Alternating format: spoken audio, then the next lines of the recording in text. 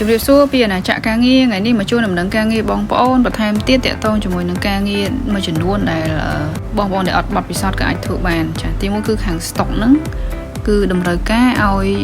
ចេះចាត់ចែង stock ដែរជំនាញបត់ពិសោធន៍ហើយចំពោះក្រុមហ៊ុនវិញគឺក្រុមហ៊ុនអន្តរជាតិដែរចូលបងប្អូនអាចតាក់ទងទៅតតែចេះអង់គ្លេសដែរណាបងប្អូនអាចតាក់ទងតាម Telegram ឬក៏លេខទូរស័ព្ទ085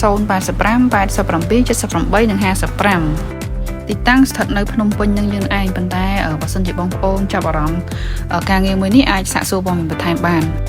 បន្តមកទៀតមួយរយៈនេះគឺបងប្អូនយើងខលសួរច្រើនតាក់ទងជាមួយនឹងការងារលើកអីវ៉ាន់អញ្ចឹងមកហើយច្រើនអ្នកមែនតែនដែលស្ថិតនៅម្ដុំខាងវត្តក្មួយខណ្ឌសែនសុខចិត្តសាលាអេស៊ីលីដាអញ្ចឹងបងប្អូនដែលមានអាយុចាប់ពី20ទៅ35ឆ្នាំចេះអានហើយទៅសេភាសាខ្មែរ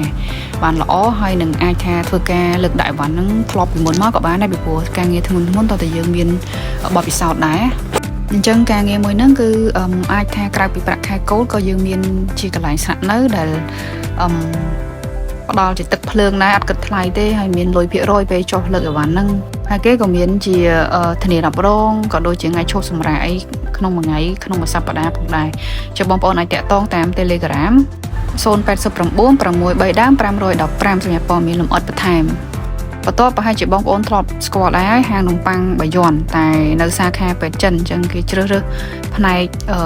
ច្រើនដែរធ្វើនំពងទាធ្វើនំផ្នែកអឺរ៉ុបនំសាបផ្នែកឡផ្នែកវិចខ្ចប់ហើយនិងផ្នែកធ្វើនំខេកច្រើនអ្នកអញ្ចឹង4អ្នកចា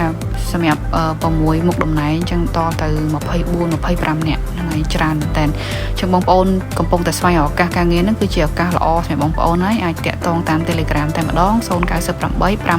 940ហើយនឹងលេខមួយខ្សែទៀតហ្នឹងដូចគ្នាដែរប៉ុន្តែកតុយ920ចានិយាយទៅខ្ញុំគ្រាន់តែពំនាំជាដំណឹងការងារជូនបងប្អូនទេអញ្ចឹងបើសិនជាបងប្អូនចាប់អារម្មណ៍ហើយតាក់ទងសម្រាប់នឹងការងារនីមួយៗហ្នឹងបងប្អូនអាច call ទៅដោយផ្ទាល់ខ្លួនឯងសាកសួរព័ត៌មានលម្អិតបន្ថែមទៅតាមលេខទូរស័ព្ទដែលគេដាក់ឲ្យហ្នឹងថ្ងៃនេះផងដែរក៏អរគុណបងប្អូនហើយជួបគ្នានៅថ្ងៃស្អែកសម្រាប់ដំណឹងការងារបន្តទៀតអរគុណ